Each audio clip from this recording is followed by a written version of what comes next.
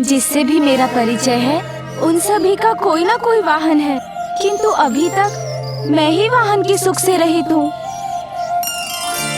और जब अब मैं आपकी पृष्ठ पर आरूढ़ हूँ तो जो आपको थोड़ा बहुत कष्ट हो रहा है वो भी कुछ समय में दूर हो जाएगा। हम मिलकर थोड़ा प्रयास करेंगे तो आप ये कार्य भली भांति सीख जाएंगे। नहीं नहीं बालक गजानन, मैं आपका भार नहीं संभाल सकूंगा।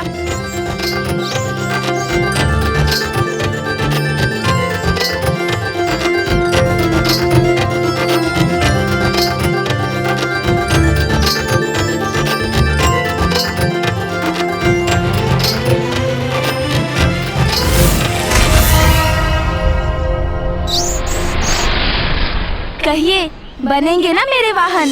किंतु मैं एक असुर हूँ और आप देवता हैं, हमारा तो कोई मेल ही नहीं, फिर मैं आपका वाहन कैसे हो सकता हूँ? आपके सभी प्रश्नों का उत्तर मैं बोलकर नहीं, दिखाकर दूंगा, तब आप भी मान लेंगे, क्योंकि मेरा वाहन बनना तो आपकी नियति है।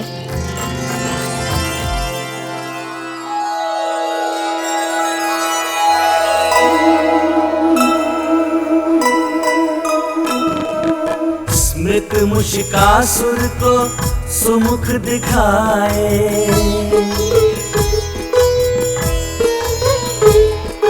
कैसे गंधर्व से वो इस दशा को पाए।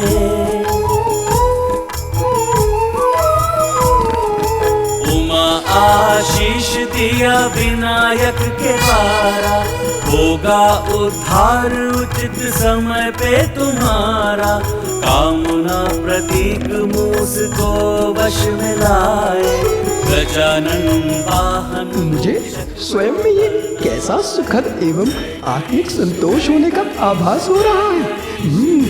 प्रतीत हो रहा है मैं अब पहले की भांति वो दुष्ट मूषिकासुर नहीं रहा। प्रभु, आप मेरा उद्धार कर उस वरदान को पूर्ण करेंगे ना? अवश्य, इसीलिए तो यहाँ आया हूँ मैं। सच्चे मन से पश्चाताप करने से सभी पाप नष्ट हो जाते हैं, इसीलिए मैं आपको पाप मुक्त करता हूँ। दोष तो किसी से भी हो सकता है, उसे सुधारने का एक अवसर तो उन्हें मिलना ही चाहिए। आपका वाहन बनकर आपकी सेवा करने से अधिक सम्मान की बात इस तुच्छ जीव के लिए और क्या होगी प्रभु? अब तुच्छ नहीं रहेंगे आप मूषिकासुर। आज से आप मेरे वाहन हैं, मेरे वाहन हैं, मेरे वाहन हैं। इसीलिए आप अजिन्य कहलाएंगे। इस प्रकार मैं अपनी माँ के वचन का मान भी रखूंगा। अजिन्य, धन्य हुआ प्रभु। मैं ये नवीन नाम पाकर अब मुझ पर आरूढ़ हो मुझे पवित्र कर दीजिए प्रभु। अवश्य।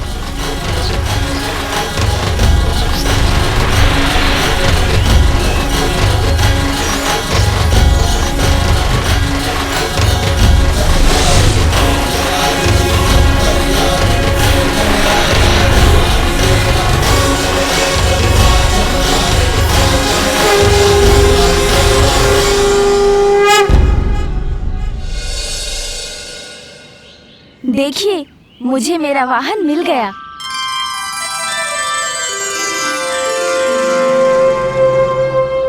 अवश्य पुत्र, तुम्हें अपना वाहन अच्छा तो लगा?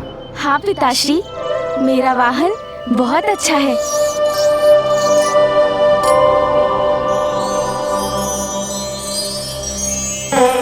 माँ, नंदी जी और सोमनंदी जी के समान विशाल तो नहीं है ये, और फूफा जी और मामा जी के वाहन के समान उड़ सकेगा या नहीं ये भी मुझे ज्ञात नहीं, किंतु जैसा भी है मुझे तो अपना वाहन बहुत प्रिय है।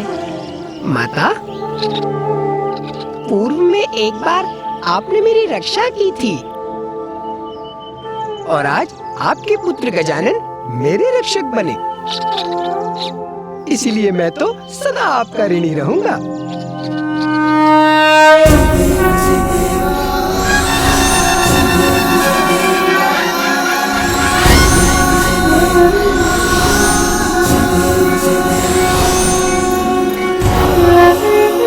प्रणाम। पुत्र, आज तुमने संसार को एक नवीन सीख दी है। मनुष्य की इच्छाएं अपनी पूर्ति के लिए मनुष्य को अपना वाहन बनाकर उसे अपने अनुसार चलाती हैं, उसे भ्रमित करती हैं। मूषिकासुर इसी का उदाहरण है।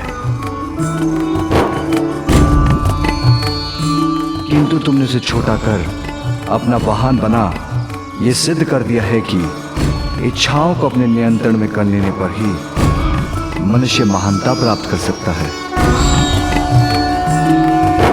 गजानन, आपने एक बार पुनः हमारी रक्षा की। आप धन्य, आपको कोटि कोटि प्रणाम।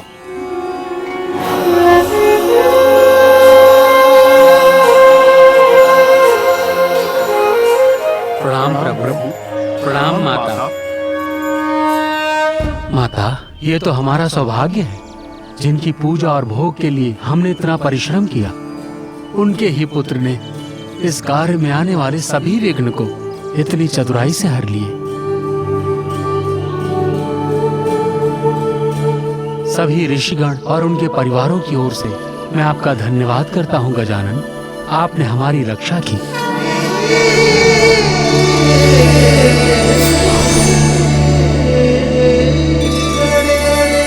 मैंने इन लड्डुओं के लिए आपको इतना दौड़ाया, तो अब मैं आपको लड्डू खिलाऊंगा मूषिकासुर जी।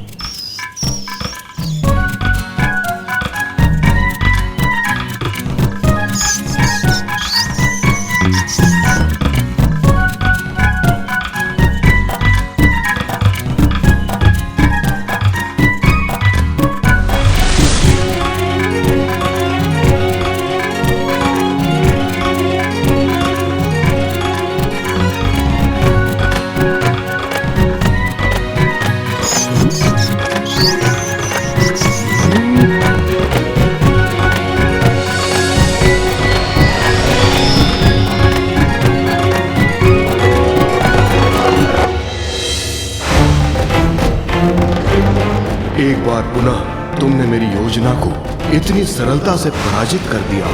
बालक गजानन, वास्तव में तुम्हारी बुद्धि और प्रतिभा अद्वितीय है।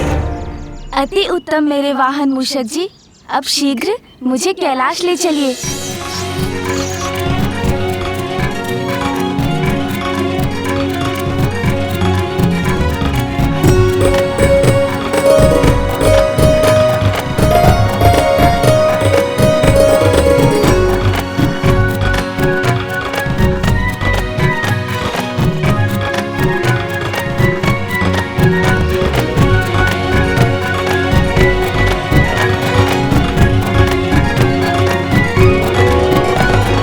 चिंता मत कीजिए पिताश्री और माँ, मैं अपने वाहन पर आपसे थोड़ा पीछे ही तो हूँ। स्वामी, अंततः हमारे पुत्र गजानन को उसका वाहन मिल ही गया। उसकी गति थोड़ी कम अवश्य है, किंतु उसे पाकर हमारा पुत्र अत्यंत प्रसन्न है।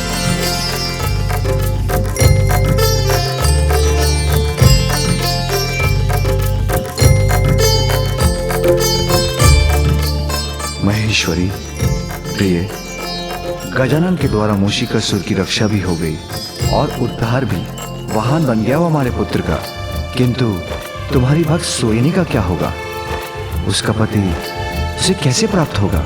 स्वामी, अभी तो मूषिकासुर केवल गजानन का वाहन बना है, किंतु उसे पूर्ण रूप से सात्विक बनने में समय है, जिसके उपरांत सुवेनी को उसका यही पति सुयोग्य होकर उसे प्राप्त होगा।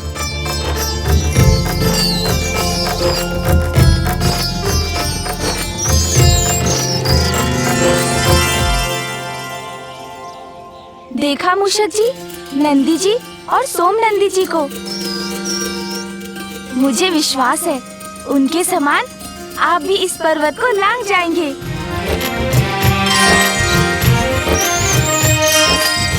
ये पर्वत, इस पर चढ़ना है मुझे।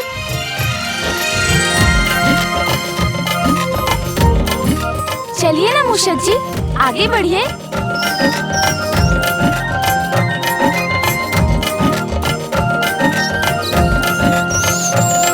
क्या हुआ मूषक जी, आगे बढ़िए। अरे देखने में ही कठिन है ये चढ़ाई। आपने देखा ना नंदी जी और सोम नंदी जी को, कितनी सहजता से उसके ऊपर चढ़ गए थे। आप भी चढ़ सकते हैं, चलिए। चिंता मत करें मूषक जी, आगे बढ़िए।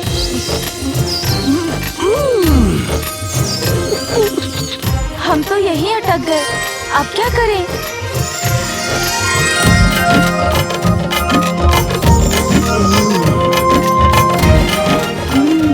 कुछ ऐसा करता हूँ जिससे मूषक जी को भी कष्ट ना हो।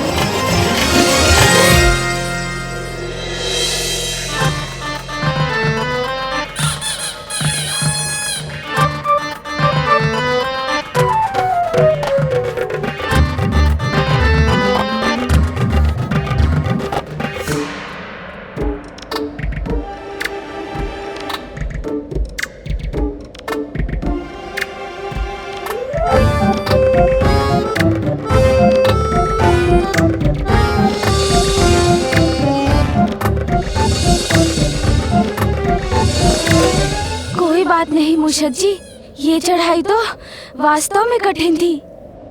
मैं भी थक गया, किंतु अब नीचे जाना अवश्य सरल होगा।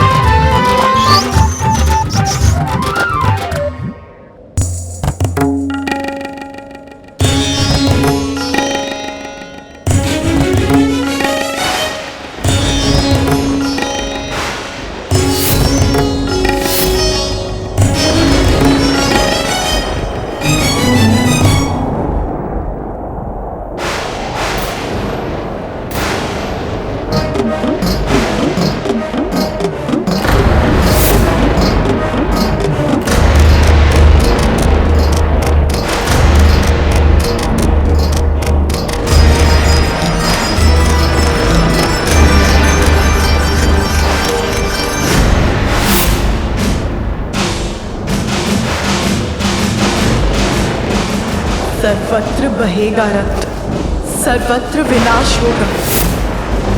भयावह लाल रंग धारण कर ऐसा अनिष्टकारी संकेत क्यों दे रहा है आकाश?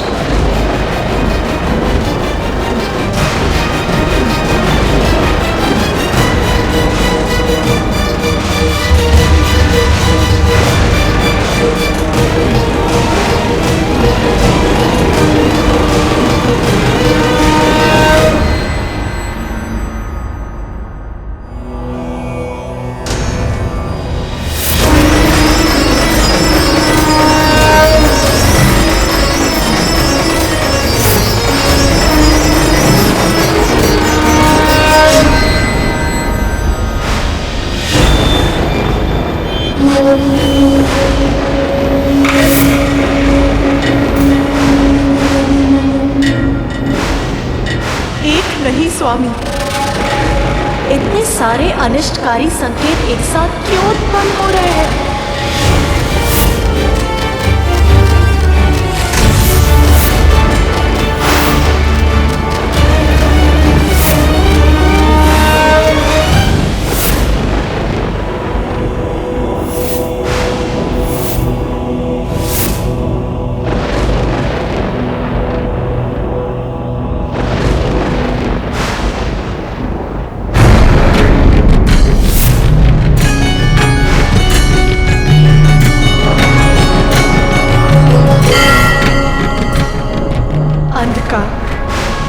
सर्वत्र अंधकार ही अंधकार छा जाएगा, ऐसा आभास हो रहा है मुझे, विचलित कर रहा है मुझे।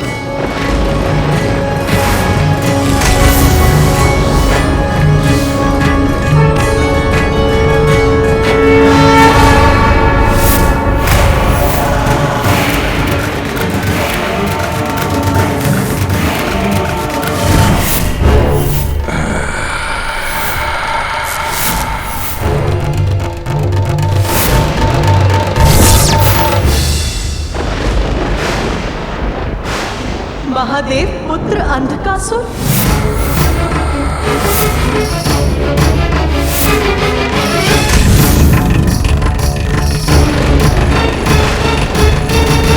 मेरे नेत्र बंद हुए तो उससे उत्पन्न अंधकार से जन्म हुआ अंधकासुर का,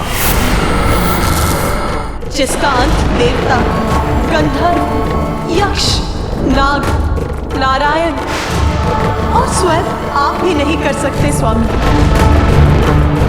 वो अंधकासुर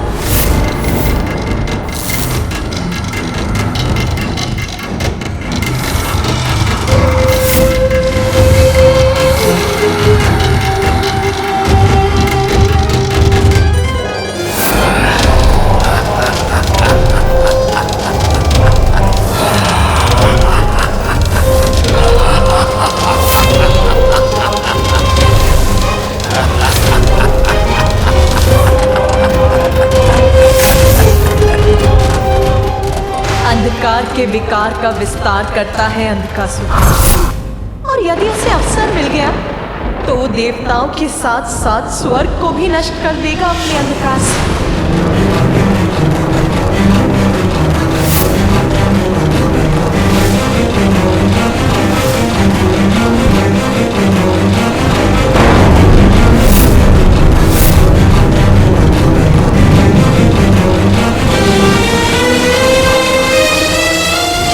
संकट के मेघ घुमर रहे हैं। दुष्ट असुर पुनः अपना वर्चस्व स्थापित करने का प्रयास कर रहे हैं। हमें शीघ्र कुछ करना होगा। विलंब उचित नहीं। शीघ्र महादेव के पास पहुंचकर इस समस्या का समाधान ढूंढना चाहिए हमें।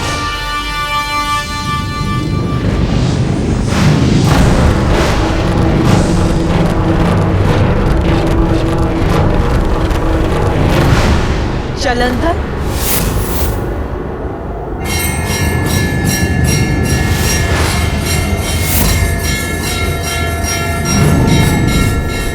महादेव का तीसरा नेत्र खुला और उससे क्रोधाग्नि निकलकर सागर में गिरी।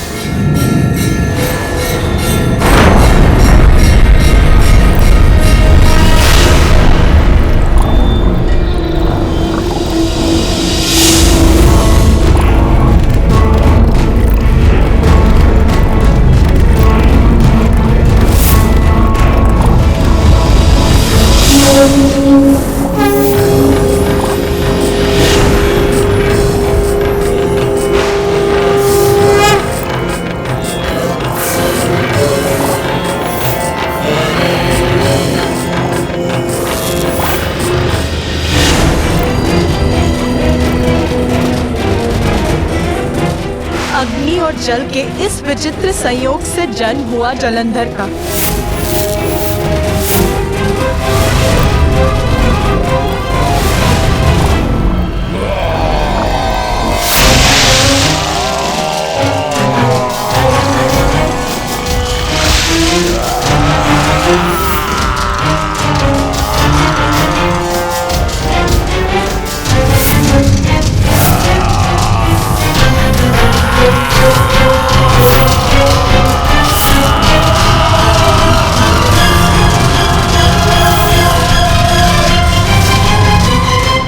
सत्य है, मेरी क्रोधाग्नि से उत्पन्न हुआ था जलंधर।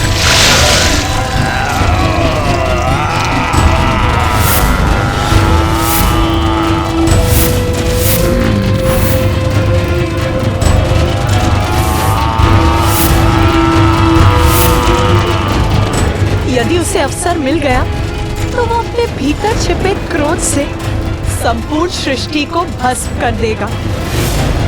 इसीलिए उसे नियंत्रित करना आवश्यक है।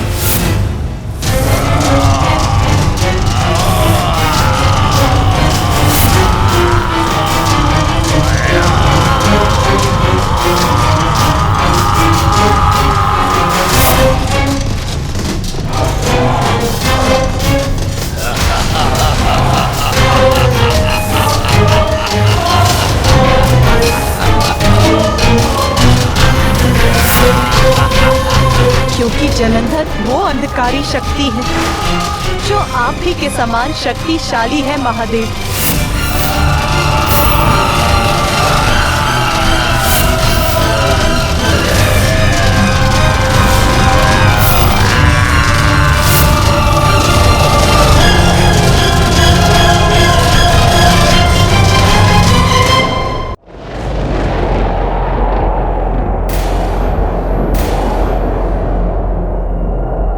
पड़ गया है आकाश। अग्नि की वर्षा के साथ भयंकर बवंडर भी उत्पन्न हो रहे हैं। ये तो किसी अनिष्ट के संकेत है स्वामी। सत्य है, महासंकट हमारी ओर बढ़ रहा है और हमें शीघ्र ही उसका समाधान ढूंढना होगा।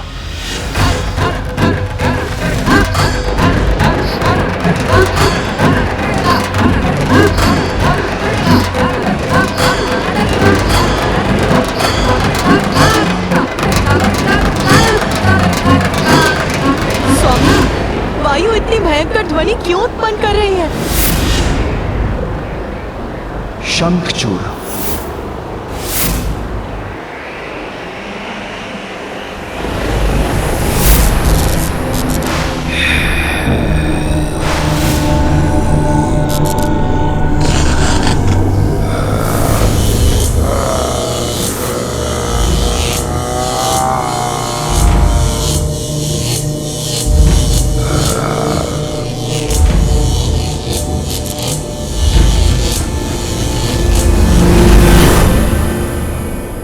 असुर शंखचूड़, जो अपनी पत्नी के कारण हम त्रिदेवों से भी अवध्य है।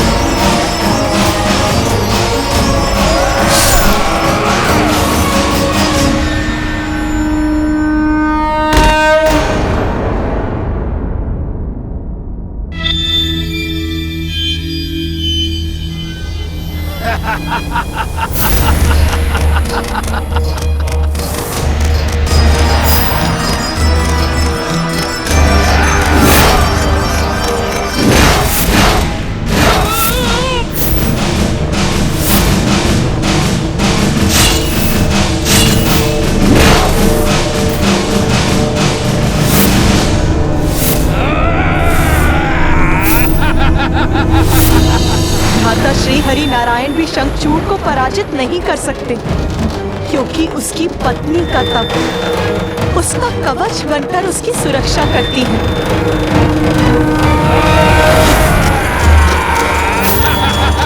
इसीलिए वो देवताओं, यक्षों, गंधर्वों को पराजित करने में सक्षम है।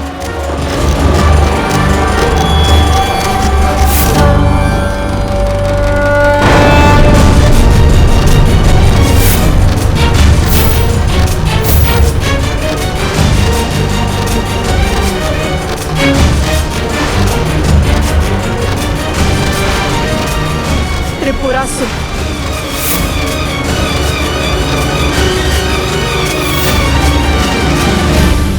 अर्थात तारकाक्ष, कमलाक्ष,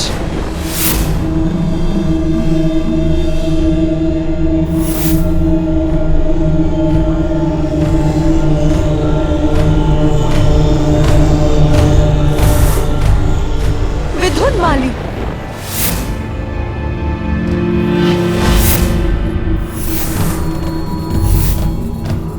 तारकासुर के पुत्र है त्रिपुरासुर। ब्रह्मदेव की तपस्या कर उनसे वरदान प्राप्त किया और उस वरदान के प्रभाव से अजय हो गए हैं ये तीनों।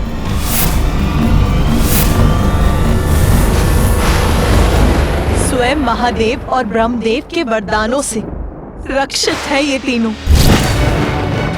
न असुर और न देव, कोई पराजित नहीं कर सकता है इन तीनों को। क्रोध, लोभ, मद, मत्सर और माया के प्रतीक हैं ये तीनों। देवताओं को किसी भी मूल्य पर मिटाने का प्रयास करेंगे ये। और अब मुझे आभास हो रहा है, इस बार और कोई नहीं, हम ही हैं उनके लक्ष्य। हमारा ही विनाश करना चाहते हैं वो। चारों ओर से अनिष्टकारी संकेत आ रहे हैं। मुझे इसी क्षण कैलाश के लिए निकलना चाहिए। एक एक अपशकुन प्रत्येक असुर का चिन्ह जो हम पर आक्रमण करना चाहते हैं।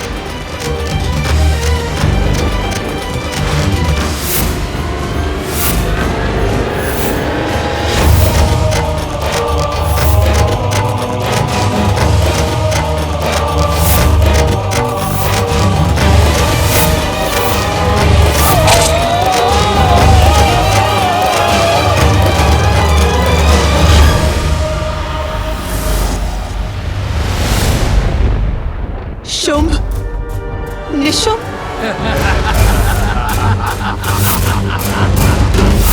शुंभ, निशुंभ अर्थात दुष्टता के ही दो नाम।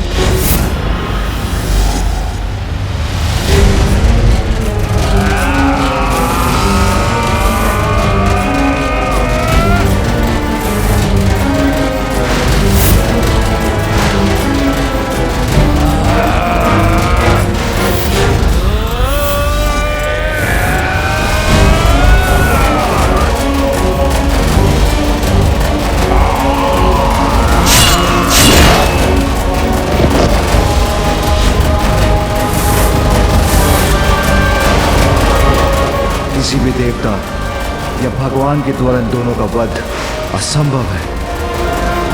इसके लिए एक नवीन अत्यंत शक्तिशाली अवतार की आवश्यकता है।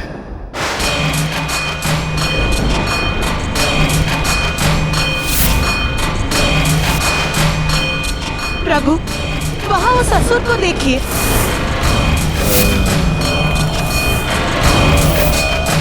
वृतासुर।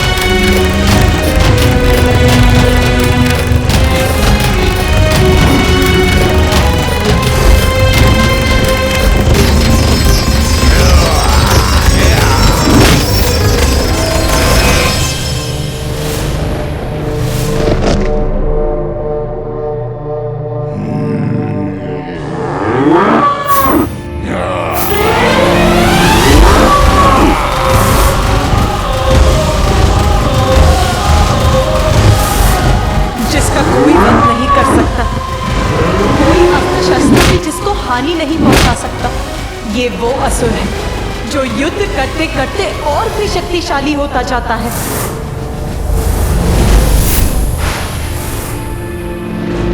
और इन सभी से भयंकर राक्षस है दुर्गम।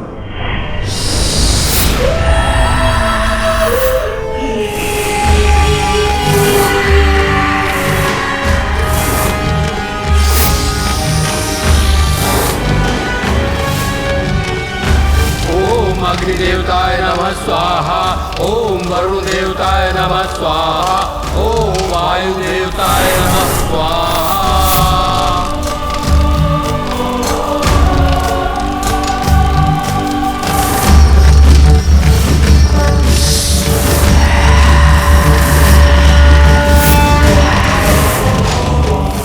दुष्टि नहीं, चतुर भी है दुर्गम। यज्ञ आदि को रोकना उसने अपना ध्येय बना लिया है। विध्वंस, सर्वत्र विध्वंस।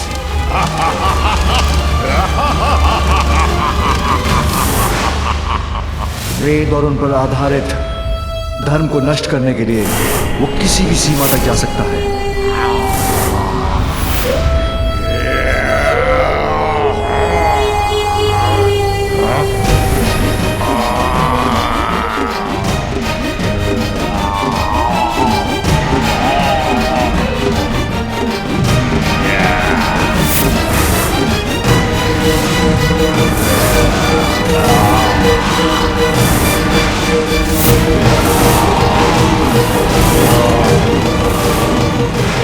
भावी विनाश को रोकने का एकमात्र उपाय है देव असुर संग्राम।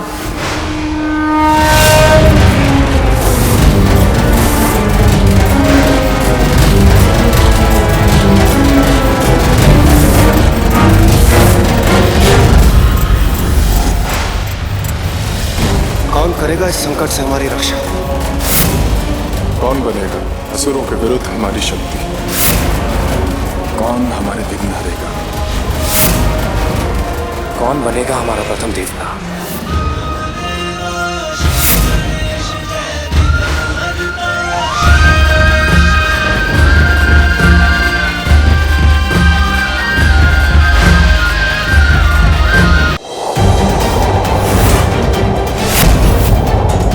स्वामी, मुझे सुर असुरों के बीच होने वाले एक महासंग्राम के होने का आभास हो रहा है। वो असुर जिन्हें किसी भी अस्त्र या शस्त्र से नहीं मारा जा सकता, जिन्हें त्रिदेव भी कोई हानि नहीं पहुंचा सकता, जो सदियों तक एक प्रकार से अमर और अजय हैं। इस भावी विनाश को रोकने का एकमात्र उपाय है देव असुर संग्राम।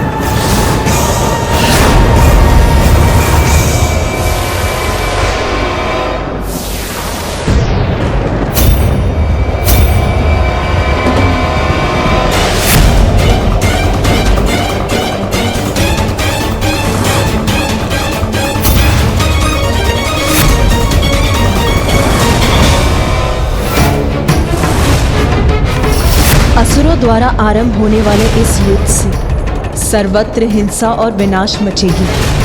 ज्ञात नहीं क्या होने वाला है इसका परिणाम।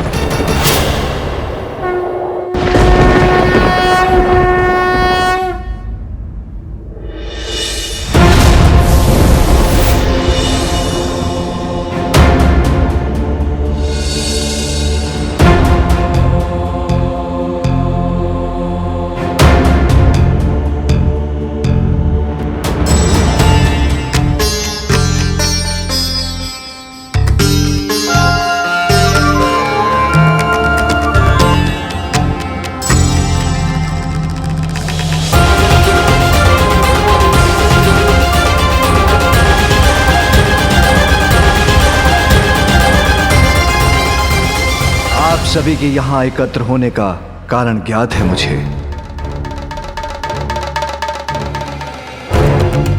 विनाशकारी संकेत तो मुझे और देवी पार्वती को भी दिखाई दिए हैं।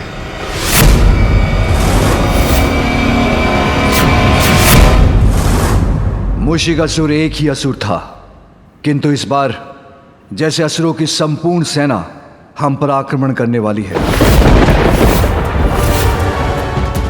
किंतु प्रभु, कब तक हम इस प्रकार निरंतर असुरों के आक्रमण सहते रहेंगे? कब तक हम उनके भय से त्रस्त रहेंगे? हमने सिंदूरा को पराजित किया,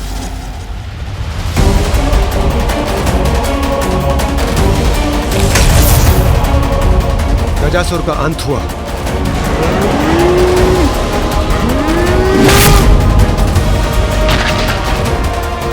किंतु एक असुर नष्ट होता नहीं, दूसरा असुर उसके स्थान पर खड़ा हो जाता है। प्रभु, क्या इस आतंक के चक्र से हमें कभी मुक्ति प्राप्त हो सकती है?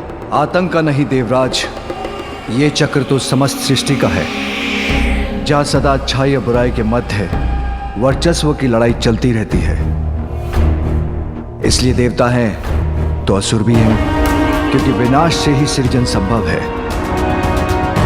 किंतु हमें अपना धर्म निभाना है, इस दुष्टता का अंत कर संसार की रक्षा करनी है। सत्य है महादेव, किंतु जब भी असुरों का आक्रमण होता है, निर्दोष जीवन क्षतिग्रस्त होता है। और प्रभु, अभी तक तो हम असुरों को पराजित करने में सफल रहे, किंतु सदैव ऐसा होगा ये कौन कह सकता है। संभव है अगली बार हमें दुष्टों की दुष्टता के समक्ष घुटने टेकने पड़े। और प्रभु, इन असुरों के आक्रमण से सर्वप्रथम मैं ही प्रभावित होता हूं, और उनका सर्वप्रथम लक्ष्य होता है स्वर्ग। प्रभु, क्या इस आसुरी चक्र से मुक्ति प्राप्त करने का हमारे पास कोई उपाय नहीं है? ताड़कासुर, गजासुर, सिंदूरा, इन सबको आपकी और हमारी सम्मिलित शक्तियों ने पराजित किया, किंतु ये कभी न कभी हम पर भारी पड़ेंगे। तब क्या होगा प्रभु? उसकी कल्पना से तो विचलित हो उठता हूं मैं। प्रभु, हमें इसके पूर्व ही कुछ स्थायी उपाय करना होगा। और प्रभु, युद्ध में जय पराजय तो किसी भी पक्ष की हो सकती। हम सत्य का साथ देते हैं, इसलिए सदैव हमारी ही विजय हो, यह भी तो निश्चित नहीं। और यूं ही सत्य की लड़ाई लड़ते लड़ते हम यूं ही सफलता प्राप्त करते रहे, इसे कैसे सुनिश्चित करें प्रभु? हाँ महादेव, ब्रह्मदेव, मैं देवताओं के इस कथन से सहमत हूँ। देवता सफल होंगे इसी विश्वास के साथ वो असुरों के साथ युद्ध में उतर सकें, इसके लिए हमें कोई उपाय तो सोचना ही होगा। मेरे विचार से देवताओं का भी कोई देवता होना चाहिए जो कि सभी देवताओं को दिशा प्रदान करे, जिसकी पूजा से उनके कार्य मंगलमय हो।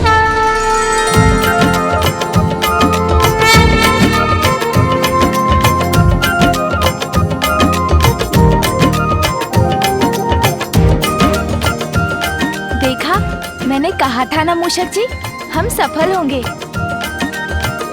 हम आ गए यहाँ पर। हाँ प्रभु, मेरा भी यही प्रस्ताव है। ऋषि अगस्त्य के दिए सुझाव अनुसार हमें किसी ऐसे देवता का चयन करना चाहिए जो सर्वप्रथम पूजनीय हो, जिसकी पूजा से हमारे कार्यों में आने वाले विघ्न टल जाएं, और जिसकी पूजा से वो दुष्टों के मार्ग में कंटक के समान बनकर उनके पथ में बाधाएं उत्पन्न करे।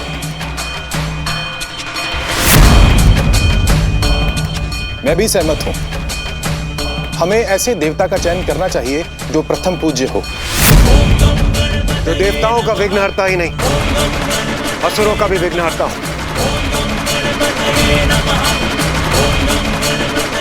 जो देवताओं का भी देवता हो, एक ऐसे देवता जो सम्मिलित असुर शक्ति को पराजित करने में सक्षम हो और सदैव हमारा साथ दे। किंतु प्रश्न अभी भी वही है,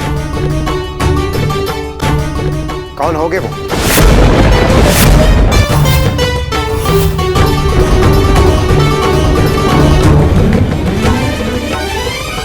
जो देवताओं के विघ्नहर्ता और असुरों के लिए विघ्न करता हूँ, जो देवताओं के भी देवता हूँ।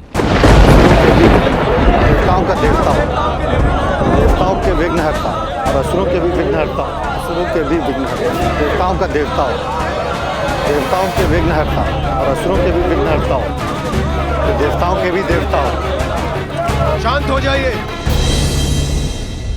प्रभु। मेरे विचार से इस महत्वपूर्ण उपाधि पर स्थित होने वाला हम देवताओं में से ही कोई होना चाहिए।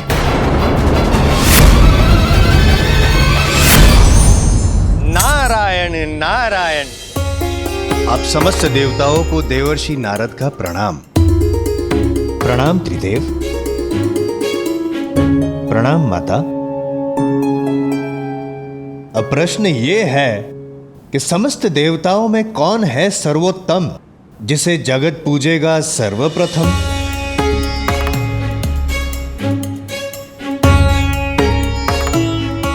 नारद विचार मग्न। कठिन है। नारायण नारायण नारायण नारायण नारायण। मेरे विचार में इसका उत्तर है अत्यंत सरल। प्रथम पूजनीय देवराज इंद्र ही होने चाहिए।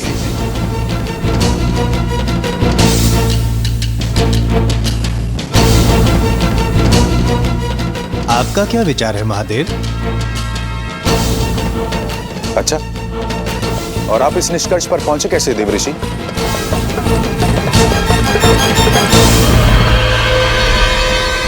नारायण नारायण, देवराज इंद्र हैं, समस्त देवताओं के अधिपति। इसीलिए आप सभी देवताओं में यदि इंद्रदेव बने प्रथम पूजनीय, तो आप सभी देवताओं को नहीं होनी चाहिए कोई आपत्ति। और इसका भी है कारण। वर्षा करवाते हैं जिससे उपजता है अन्न और प्राप्त होता है समस्त देवताओं को यज्ञ के भविष्य से भोजन। निसंदेह मुझे कोई संदेह नहीं है कि देवराज इंद्र को ही होना चाहिए सर्व देवों में प्रथम पूज्य। क्षमा त्रिदेव, देवराज इंद्र का अभिप्राय जानने से पूर्व आपकी आज्ञा आवश्यक है। यदि आज्ञा हो तो मैं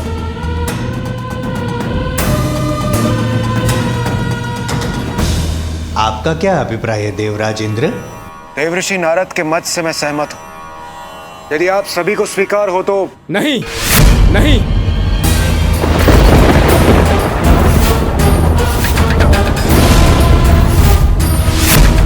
मुझे स्वीकार नहीं है।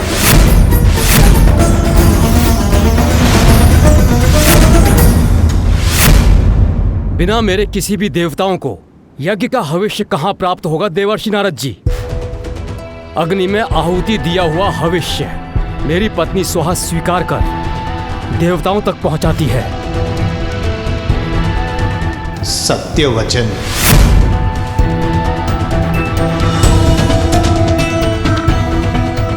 सत्य वचन। आपका कथन सर्वथा उचित है अग्निदेव, क्योंकि बिना अग्नि के हवन का होना तो असंभव है और अग्नि जो है वो वायु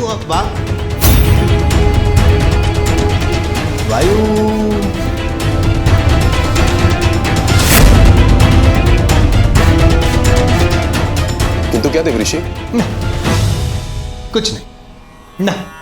ना ऐसे ही मन में एक विचार ले रहा था आकार, किंतु अग्निदेव का कथन तो सभी को है स्वीकार।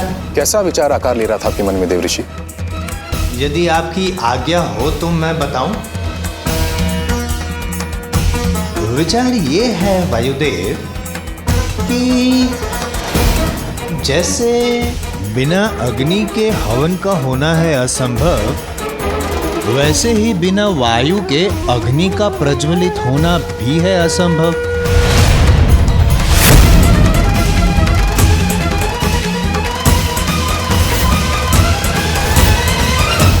उचित है। हाँ, मुझसे ही तो चलता है जीवन।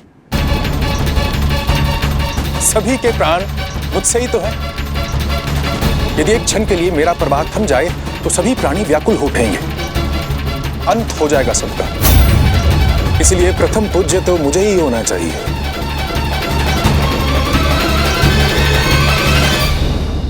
सत्य वचन। प्रथम पूज्य देवता का चयन हो रहा है और आप सभी ने मुझे बुलाया भी नहीं।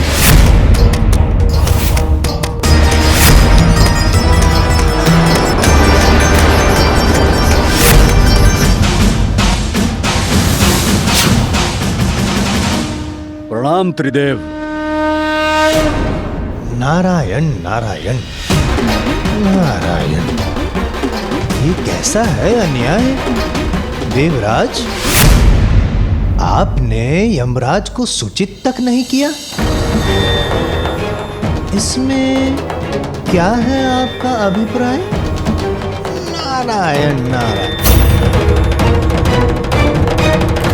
यदि मैंने अपना कार्य रोक दिया तो संसार से मृत्यु चक्र का अंत हो जाएगा। तब क्या होगा संसार का? आप सबने इसकी कल्पना भी की है।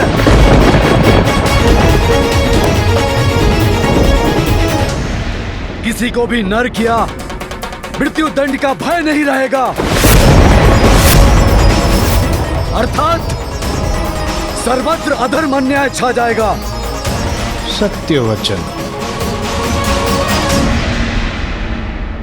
अर्थात जीवन मृत्यु का संतुलन जिसे स्थापित करता है मर्यादा का बंधन।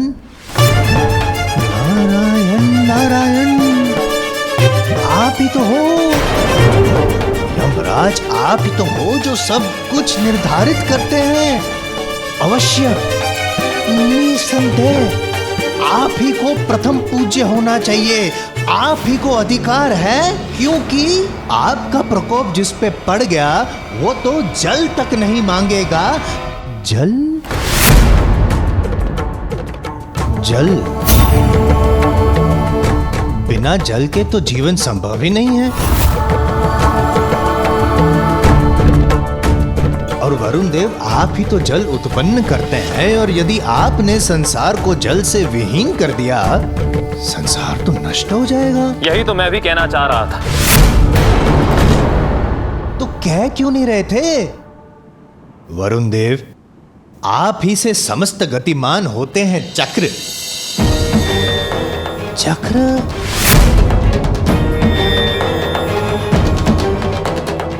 काल चक्र? मेरा महत्व तो सर्वविदित है, अब क्या अपने मुख से कहना आवश्यक होगा? कदापि नहीं। हम सबको इस बात का ज्ञात है कि सूर्य देवता तो प्रकाश देते हैं, उससे हो रहे तो जीवन के प्रकाश से हम हो जाएंगे वंचित। इसी कारण सूर्य देवता प्रथम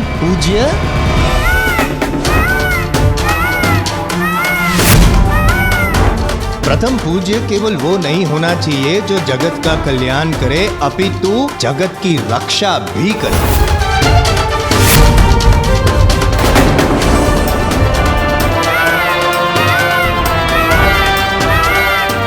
रक्षा अर्थात रक्षक, योद्धा। माता पार्वती, आपको तो ज्ञात ही होगा, आज देवलोक के पास स्वर्ग है तो केवल कुमार कार्तिकेय के कारण। कुमार कार्तिकेय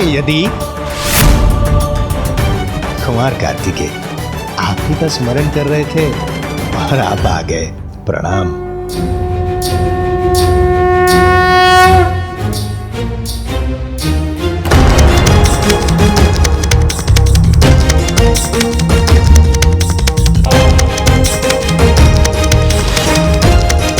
कुमार कार्तिकेय, इन्होंने ही ताड़कासुर का वध करके किया उसे कथित।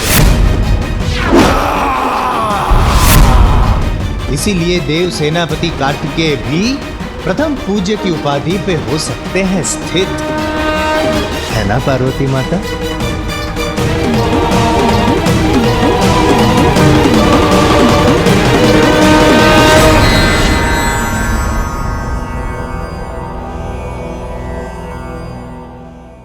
कैसी दुविधा है त्रिदेव, ये कैसी दुविधा है।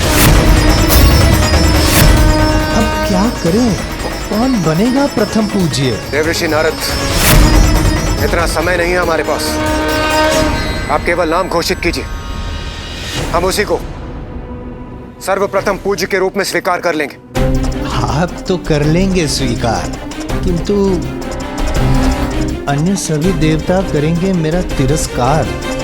यदि मैंने आपका नाम घोषित कर दिया तो यमराज, अग्निदेव, वायुदेव, वरुण देव, सूर्यदेव इत्यादि ने यदि विद्रोह करेंगे नहीं, किंतु अपना अपना कार्य रोक दिया तो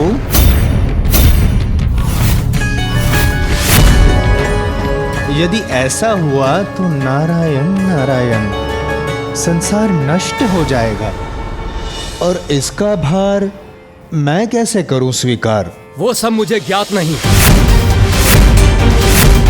किंतु यदि मेरा चयन नहीं हुआ तो मैं अपना कार्य रोक दूंगा। मुझे प्रथम पूज्य नहीं बनाया तो मैं अपना कार्य नहीं करूंगा। यदि मुझे प्रथम पूज्य नहीं बनाया गया तो मैं भी अपना कार्य रोक दूंगा। मैं भी अपना कार्य रोक दूंगा। मुझे प्रथम पूज्य नहीं बनाया गया तो मैं भी अपना कार्य रोक दूंगा। मैं भी अपना कार्य रोक दूंगा। मैं शनिदेव हूँ, मुझे होना चाहिए प्रथम पूज्य।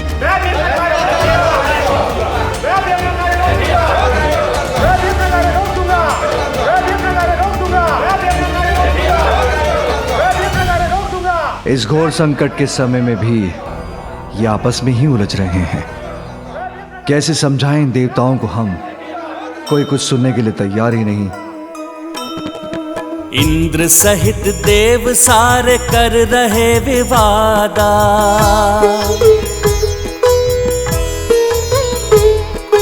प्रथम पूज्य देवता का सब ही करे दावा।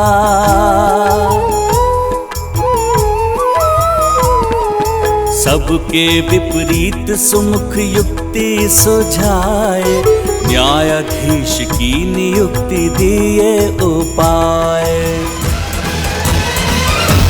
यदि सभी ऐसे ही बोलते रहेंगे तो प्रथम पूज्य कौन होगा? उसका निर्णय कौन करेगा? मेरे विचार से हमें इस कार्य के लिए एक न्यायाधीश नियुक्त करना चाहिए जो इस बात का निर्णय करे।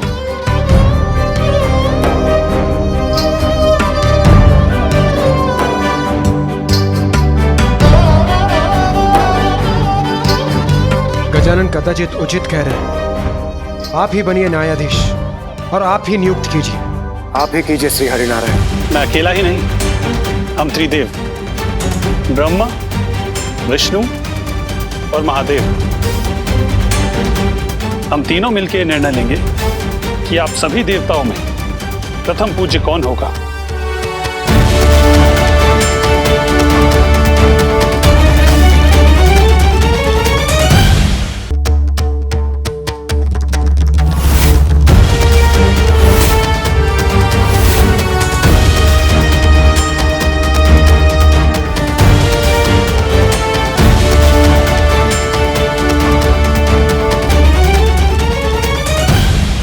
मैं होठ पढ़ सकता हूं। मेरे विचार से ये लोग मेरा ही नाम ले रहे हैं।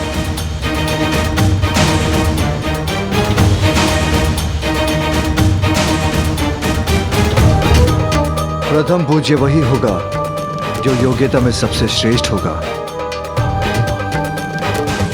और इसका निर्णय तो आप सभी के मध्य एक प्रतिस्पर्धा से ही हो सकता है।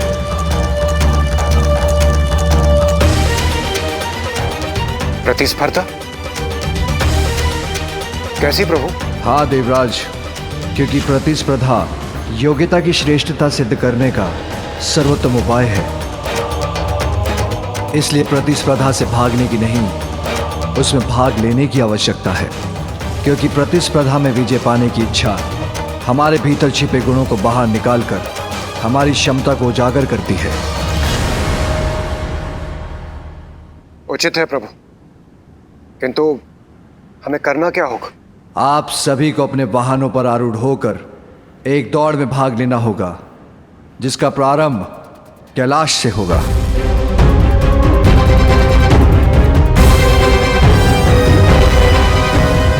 अरे वाह, अपने अपने वाहन पर बैठकर दौड़।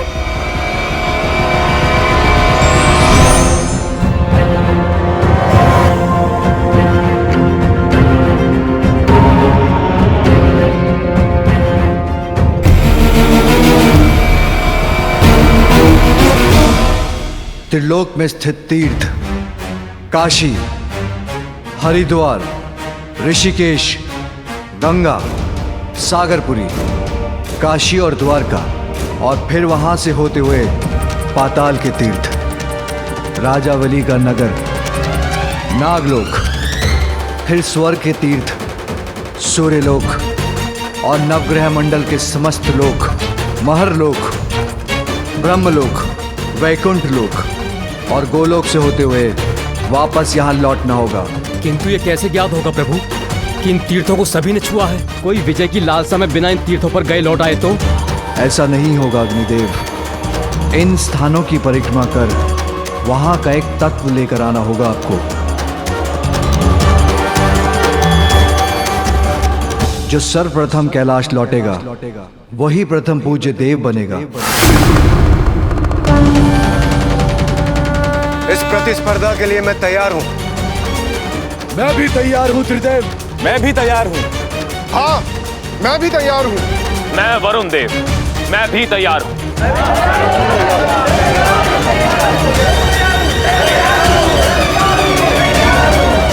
पुत्र कार्तिकेय, इस दौड़ में तुम भी भाग लोगे।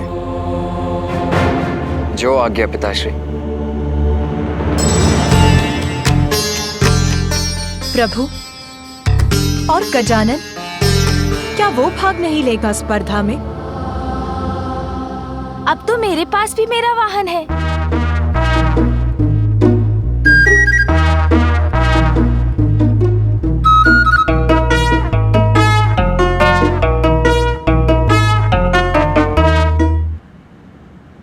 अवश्य बालक गजानन। प्रभु, गजानन भी इस प्रतिस्पर्धा में भाग लेंगे।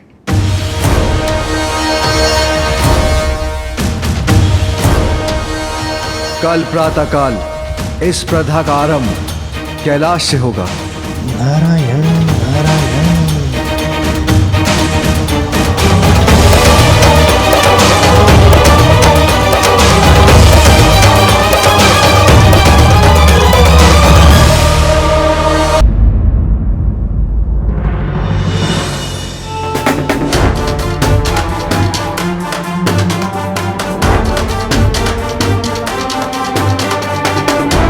पिताश्री, माँ, मुझे आशीष दीजिए। मैं इस प्रतियोगिता में सफल हूँ।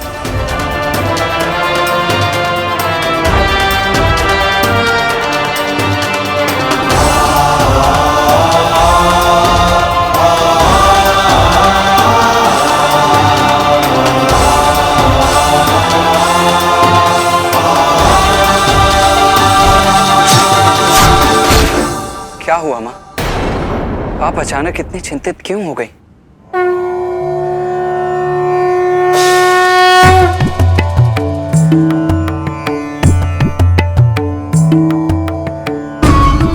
पुत्र, देवताओं और असुरों के मध्य देवासुर संग्राम के रूप में अच्छाई और बुराई के मध्य जो निर्णायक स्पर्धा होने वाली है, उसमें देवताओं को उचित नेतृत्व प्राप्त हो, उसके लिए ये प्रतिस्पर्धा अत्यंत महत्वपूर्ण है पुत्र, जिसमें मेरे दोनों पुत्र यथाशक्ति विजय प्राप्त करने के लिए प्रयत्न करें।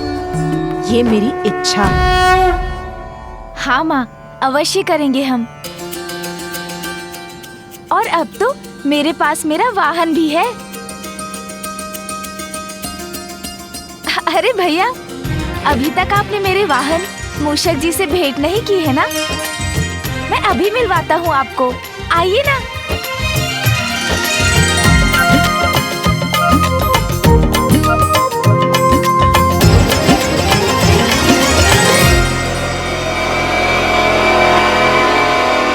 ये है मेरे वाहन मूषक जी। देखा भैया? बताइए ना, अच्छे है ना मेरे वाहन? अभी इन पर सवार होकर दिखाता हूँ मैं।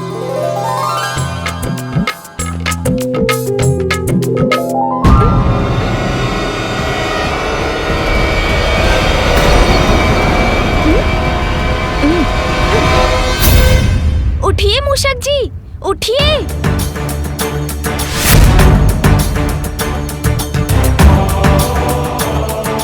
अरे मूषक जी, उठिए ना। ये कैसा वाहन चुन लिया गजानन ने, जो उसका भार उठाने में भी असमर्थ है।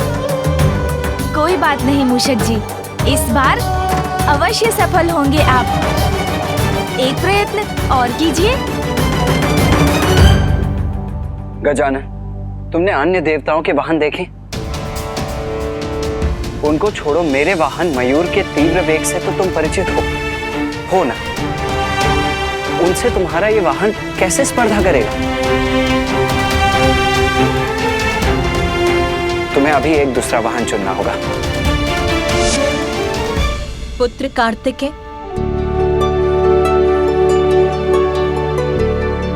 पुत्र, जो योग्यता साधारण समय में दिखाई नहीं देती, वो ही संकट में उजागर होकर व्यक्ति की शक्ति बन जाती है।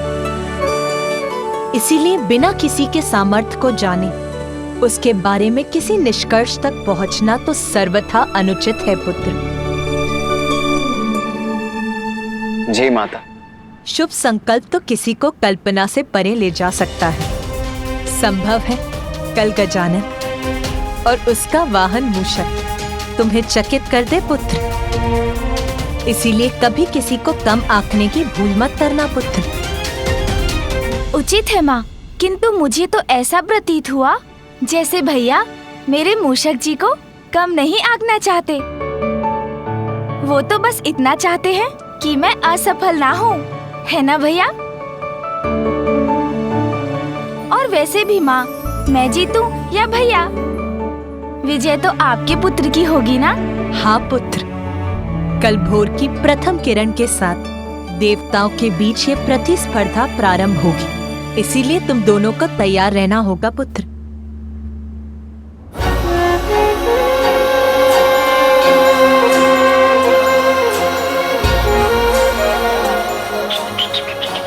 मुझे क्षमा कर देते। यदि मुझसे योग्य वाहन होता तो आप अवश्य विजय पा सकते थे। किंतु मेरे कारण कदाचित आपको पराजय का मुख ही देखना पड़े।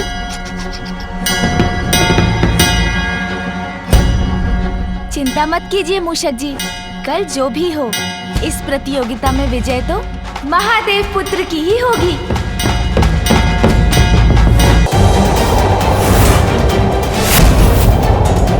स्वामी, मुझे सुर असुरों के बीच होने वाले एक महासंग्राम के होने का आभास हो रहा है। वो असुर जिन्हें किसी भी अस्त्र या शस्त्र से नहीं मारा जा सकता, जिन्हें त्रिदेव भी कोई हानि नहीं पहुंचा सकता, जो सदियों तक एक प्रकार से अमर और अजय है।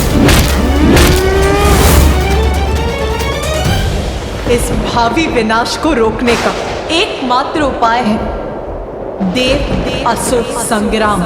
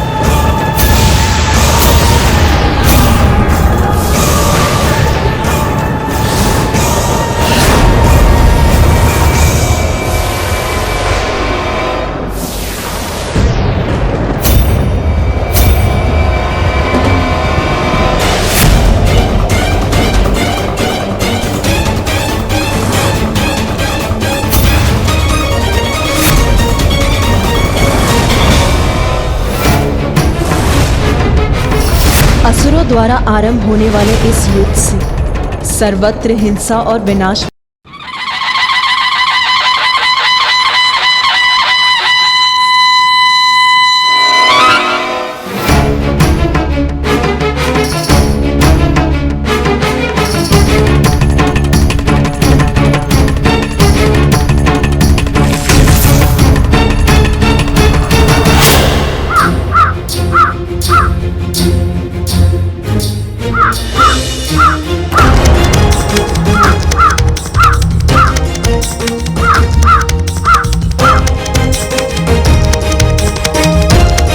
प्रणाम पिताश्री।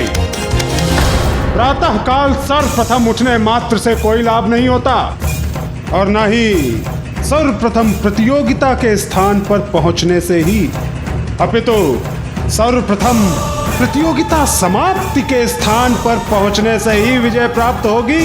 उचित कहा तुमने पुत्र शनि। विजय किसकी होगी ये तो काल ही निर्णय करेगा।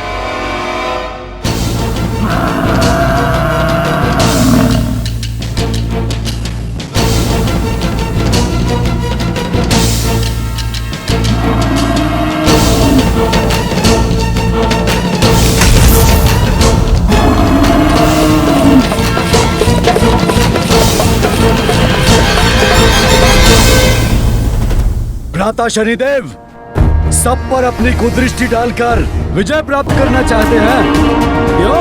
भ्राता कालदेव, आप इस समय प्रतियोगिता में आए हैं। उचित होगा कि प्रतियोगिता की ही बातें करें।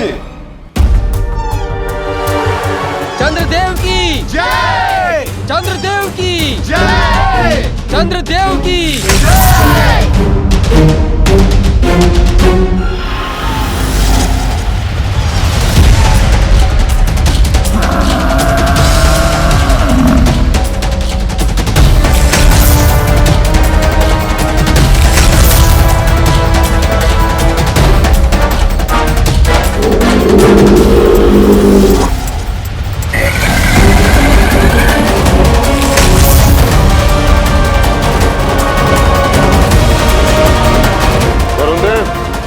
प्रतियोगिता जल में होती तो आपके ये वाहन आपको विजय दिला सकते थे, किंतु यहाँ।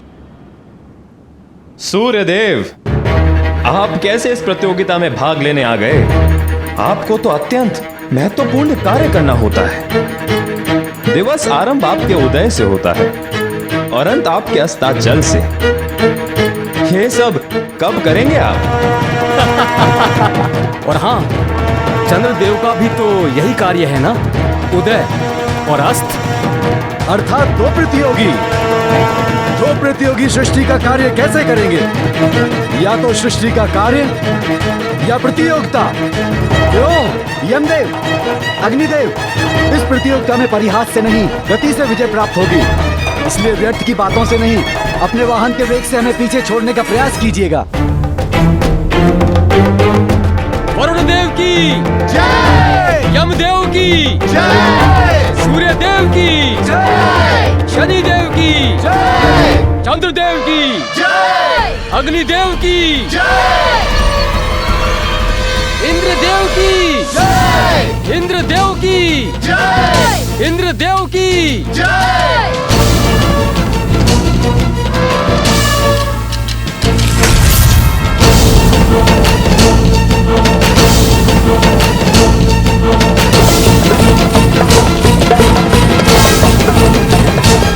देखिए देवगण, अंत में ही सही किंतु देवराज इंद्र पधार तो गए।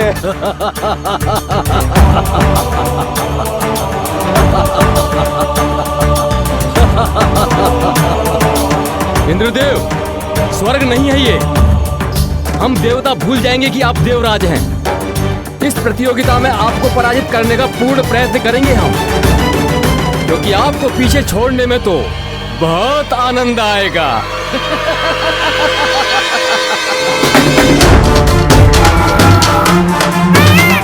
वीर कार्तिकेय की जय!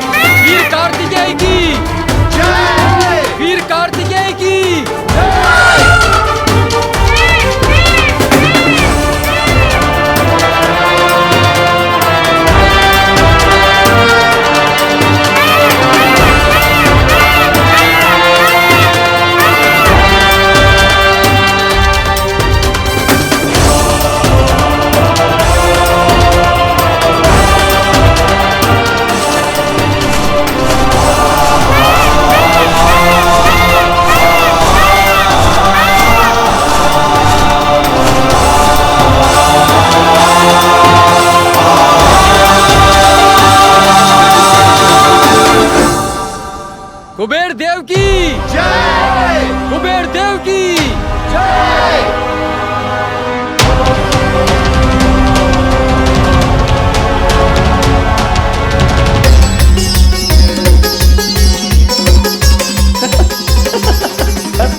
कार्तिकेय, हमें भी थोड़ा स्थान दीजिए, अपने मयूर पंख को थोड़ा सा हाँ।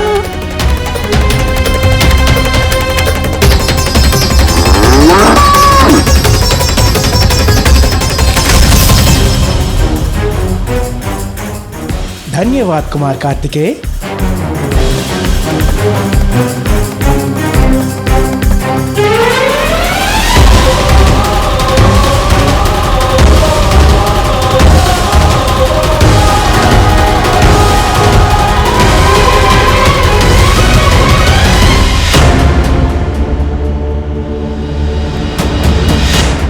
कल भोर की प्रथम किरण के साथ देवताओं के बीच ये प्रतिस्पर्धा प्रारंभ होगी, इसीलिए तुम दोनों को तैयार रहना होगा पुत्र। सभी देवता आ चुके हैं।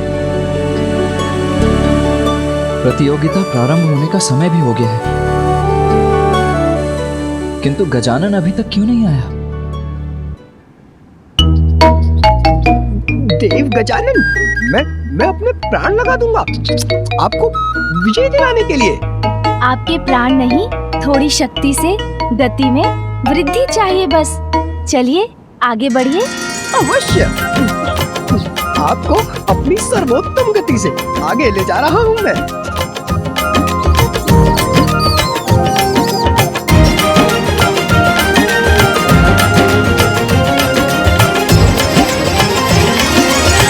तनिक शीघ्रता करने का प्रयत्न कीजिए मूषक जी। आप प्रयास करेंगे तो सब संभव होगा।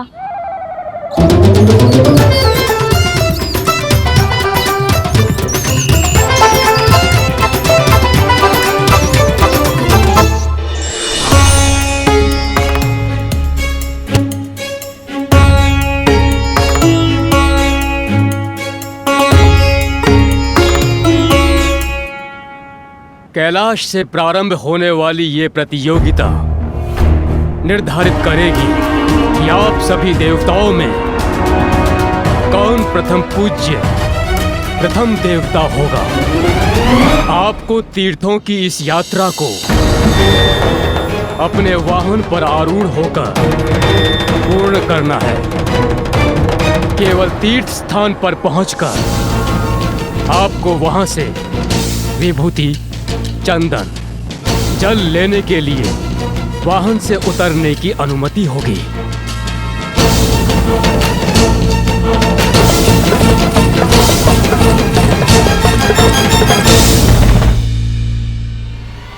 सभी देवगण अपने अपने स्थान पर आकर प्रतियोगिता के लिए तैयार हो जाएं।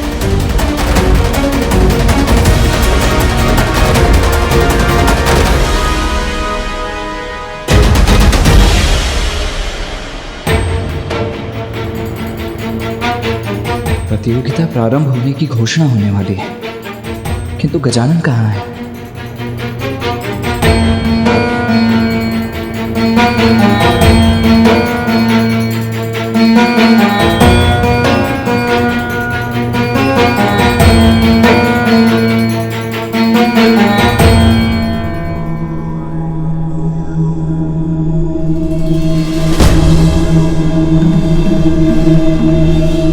क्षमा करे ब्रह्मदेव, किंतु हमें प्रतीक्षा करनी चाहिए।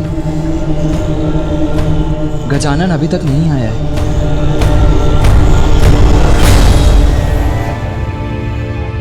ब्रह्मदेव, मेरे विचार से गजानन की प्रतीक्षा करने का कोई लाभ नहीं। हमें यह प्रतियोगिता प्रारंभ करनी चाहिए।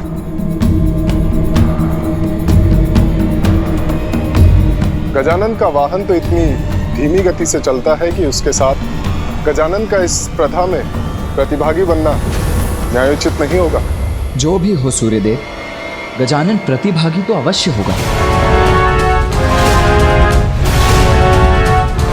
कहाँ हो गजानन? शीघ्रता करो।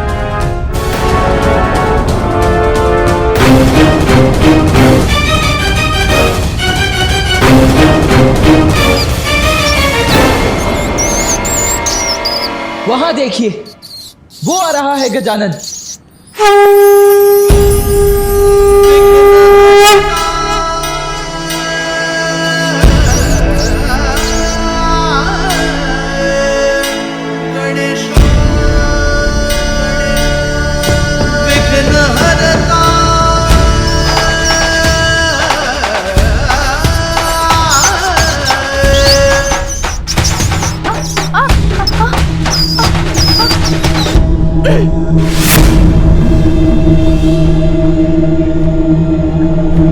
क्षमा करें देव, ज्ञात नहीं ये कैसे हो गया। मैं तो आपको विजयी दिलाने के लिए अपने प्राण लगा रहा था।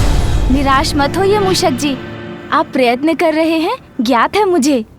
चिंता मत कीजिए, हम अभी पहुंच जाएंगे और सफल भी अवश्य होंगे।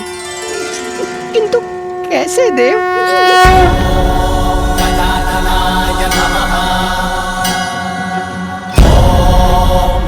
ऐसे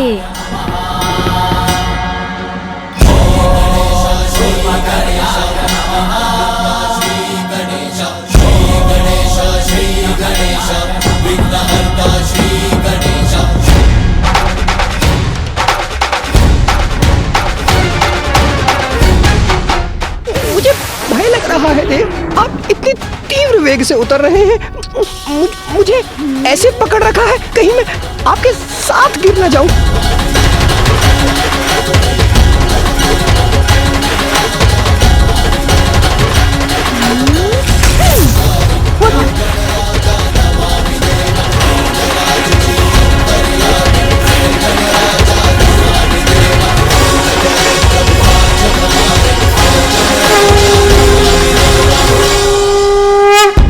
प्रणाम फूफा जी, प्रणाम मामा जी, प्रणाम पिताश्री, प्रणाम माँ। पुत्र गजानन, तुम्हें विलंब हो गया है, शीघ्र जाकर अपना स्थान ग्रहण करो। और हाँ, अभी तो तुम अपना वाहन अपने साथ लेकर आए हो, किंतु ज्ञात रहे प्रतियोगिता में तुम्हें अपने वाहन पर आरूढ़ होना अनिवार्य है।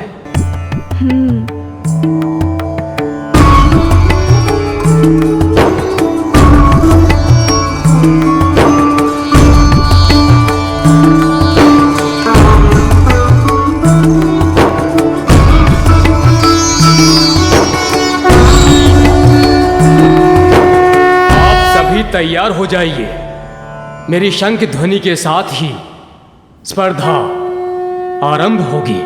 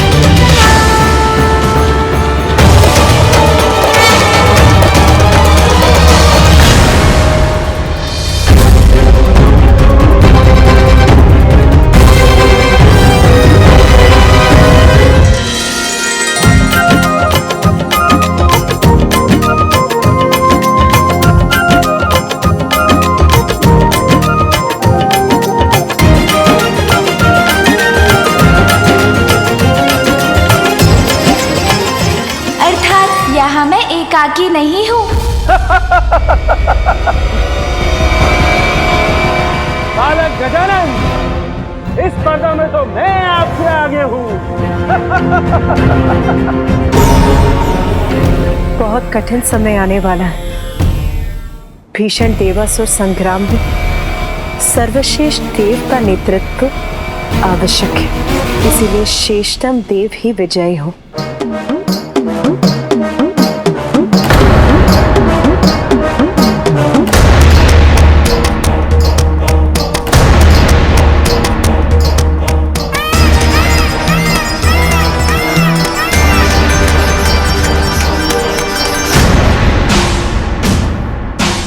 देवराज इंद्र हूं मैं, और केवल मैं ही प्रथम देवता और प्रथम पूज्य कहलाने का अधिकारी हूं। रावत, तीव्रता से आगे बढ़ो, विजयी होना है हमें।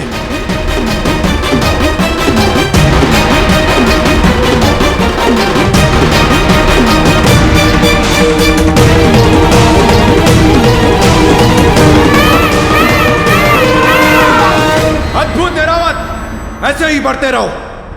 इंद्रदेव तो कुछ अधिक ही उत्साहित लग रहे हैं।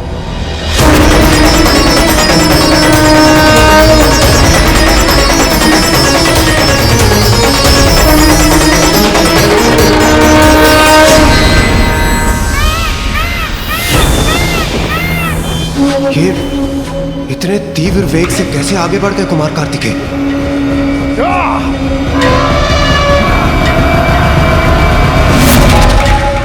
अब देखेंगे इंद्रदेव प्रथम पूज्य की उपाधि किसे मिलेगी। रावत और तीव्र।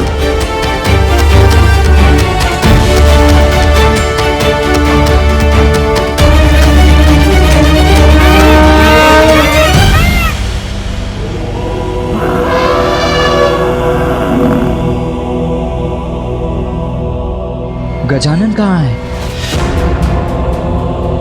मेरा वाहन थोड़ा और गति से चल पाता तो मैं भी सबको पराजित कर प्रथम पूज्य बनने की अपनी योग्यता प्रमाणित करता। कदाचित मुझे अपने वाहन मूषक जी को थोड़ी और गति से आगे बढ़ाने का कोई उपाय मिल जाता। गजानन का विचार कर अपनी गति धीमी मत कीजिए देव सेनापति कार्तिकेय, अन्यथा आप दोनों भाइयों को पराजय का सामना करना होगा।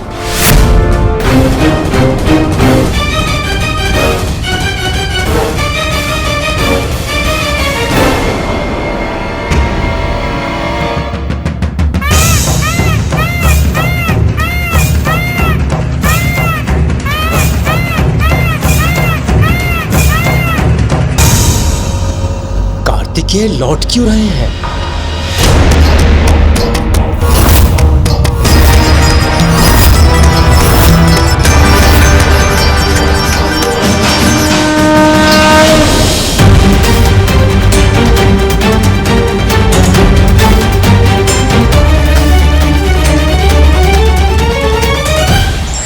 नारायण नारायण। प्रणाम त्रिदेव। प्रणाम माताओं। अद्भुत। ऐसा प्रतीत होता है यदि रोचक होने वाली है यह स्पर्धा। देवर्षि नारद, देवताओं में परस्पर द्वेष उत्पन्न करके आप अपना कार्य तो कर चुके, अब पुनः क्यों आए?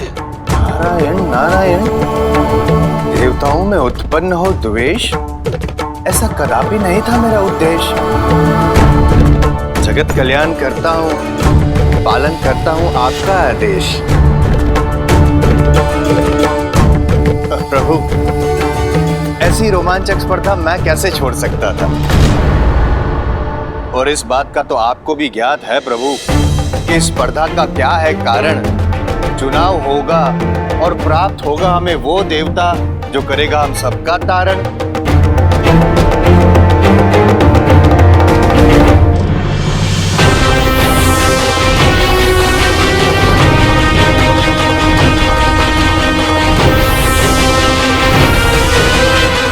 माता, मुझे कुछ समझ में नहीं आता कि धीमे वाहन पे विराजमान है गजानन, पीछे रह गए उसी कारण, किंतु तीव्र गति वाले मयूर पे आरूढ़ कार्तिकेय भी पीछे क्यों छूटे जा रहे हैं?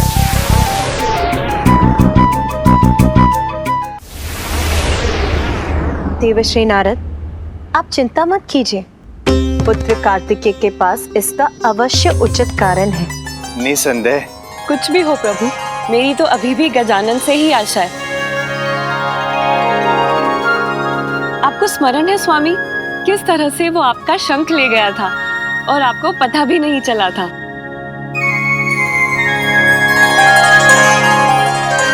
बहुत बुद्धिमान है वो और अपनी बुद्धि के बल पे कोई ना कोई मार्ग अवश्य चुन लेगा। आपकी बात को नकार भी तो नहीं सकता, किंतु माता पार्वती आप निश्चिंत हो जाइए, अकेले नहीं है गजानन। देखिए कुबेर देव भी उनका साथ दे रहे हैं।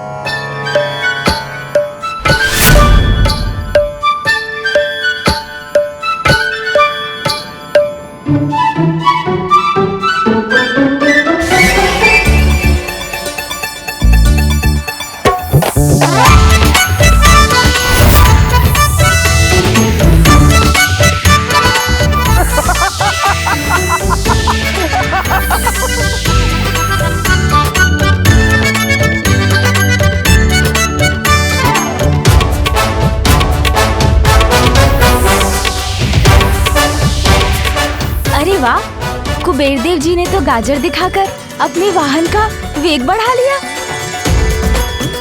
ये तो अति उत्तम उपाय है। मैं भी कुछ उपाय करता हूँ। सुन जी, ध्यान रहे, खाना नहीं है ये लड्डू, मात्र दिखाना है मूषक जी को।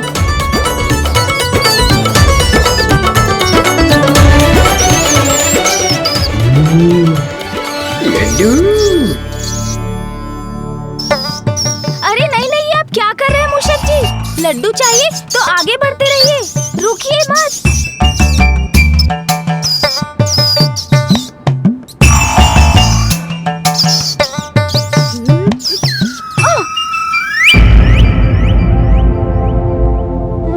ओह, आप नीचे गिर गए देव। मुझे क्षमा कर दे। मैं तो अपने प्राण लगाना चाहता हूँ आपकी विजय के लिए, किंतु क्या करूं प्रभु, लड्डू देखकर लालच आ गया मुझे। हाँ मूषक जी, दोष आपका नहीं, मेरा ही है। मैं ही लड्डू दिखाकर आपको गति से आगे बढ़ने का लालच दिला रहा था। कोई बात नहीं, हम पुनः प्रयत्न करते हैं।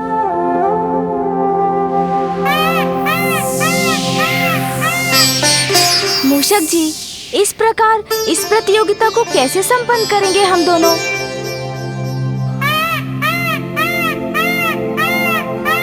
गजानन भैया, आप यहाँ क्या कर रहे हैं? स्पर्धा छोड़कर यहाँ क्यों आ गए आप? यही प्रश्न तो मैं तुमसे करने आया हूँ गजानन। तुम अभी तक यहाँ क्यों रुके हुए हो? अन्य देवता कितना आगे बढ़ गए हैं और तुम अभी तक एक पग भी आगे नहीं बढ़े हो।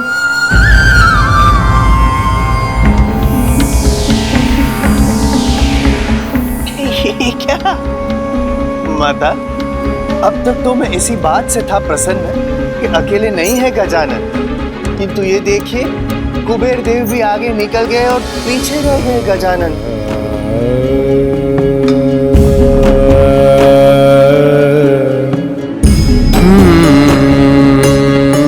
ये क्या, कुमार कार्तिकेय भी प्रतियोगिता त्याग कर पुनः लौट आए हैं? क्षमा करें माता, किंतु आपके पुत्र प्रतियोगिता से बाहर हो चुके हैं और ऐसा प्रतीत होता है कि कुमार कार्तिकेय और गजानन दोनों ही प्रथम पूज्य होने का अधिकार खो चुके हैं। भैया, आप मेरे कारण यहाँ मत रुकिए, जाइए स्पर्धा में भाग लीजिए। नहीं गजानन, इस प्रतियोगिता में तो एक मुख्य प्रतिभागी तुम्हें भी होना चाहिए, किंतु तुम्हारा ये वाहन मूषक अत्यंत धीमी गति का है। मात्र इसीलिए तुम्हें पीछे छोड़कर मैं आगे कैसे जा सकता हूँ?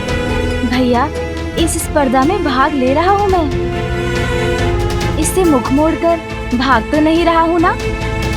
कर्म करना महत्वपूर्ण है, किंतु वो तो हम अपने सामर्थ्य के अनुसार ही कर सकते हैं ना। आप मत रुकिए भैया, क्योंकि आप अपने वेग से बढ़े तो आपको कोई पराजित नहीं कर सकेगा।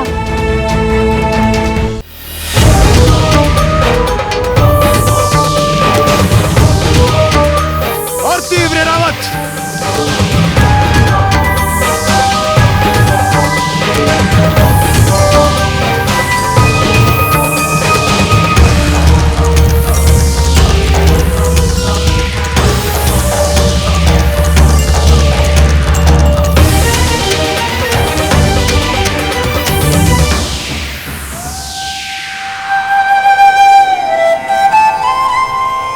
अन्य देवता तो पृथ्वी तक पहुंच गए।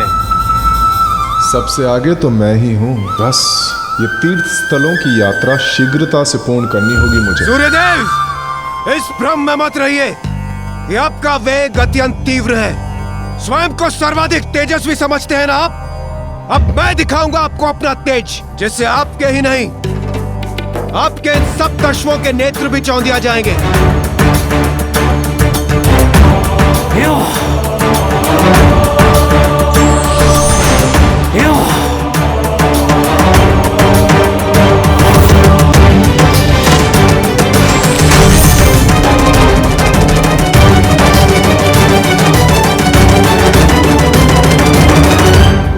प्रतिस्पर्धा में सब कुछ उचित होता है सूर्यदेव। प्रथम पूज्य बनकर आपका प्रणाम अवश्य स्वीकार करूंगा मैं।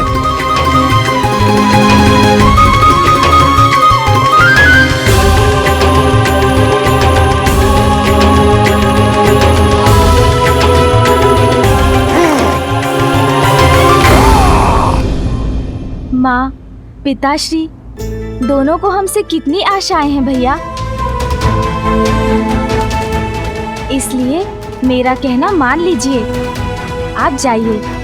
वैसे भी आप विजयी हो या मैं, एक ही बात तो है, हम दोनों में कोई भेद कहाँ है।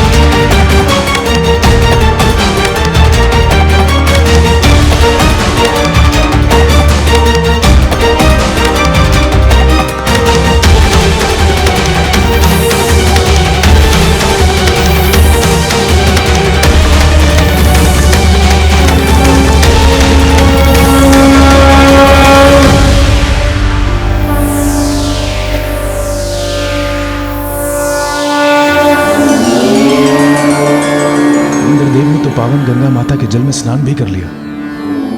जब तक मैं स्नान करूंगा वो तो प्रभु विश्वनाथ के दर्शन कर काशी की यात्रा पूर्ण भी कर लेंगे।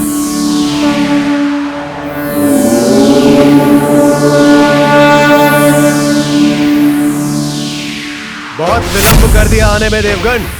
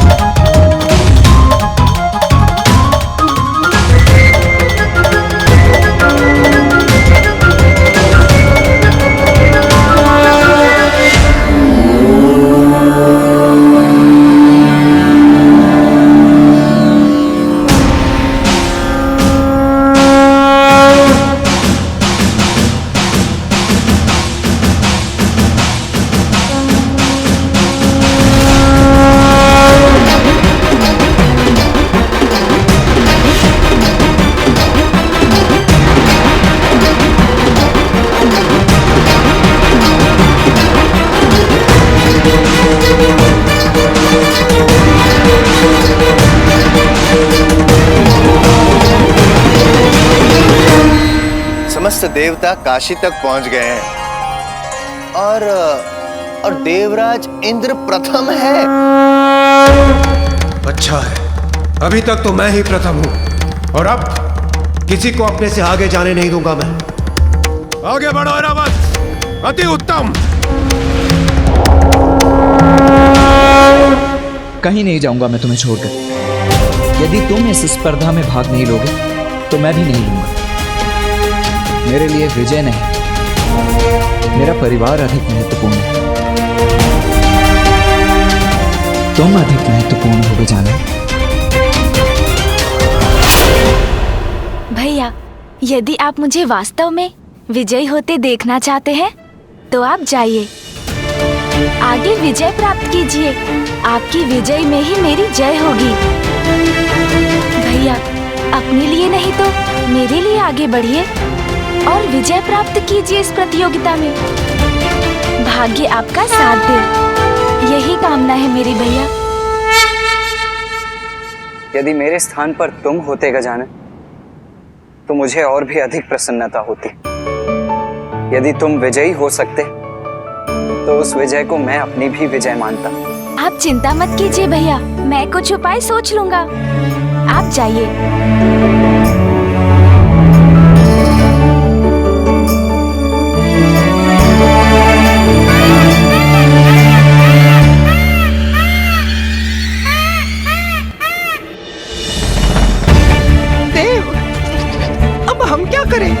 चिंता मत कीजिए मूषक जी, जहाँ दृढ़ इच्छा है वहाँ मार्ग स्वतः मिल जाता है।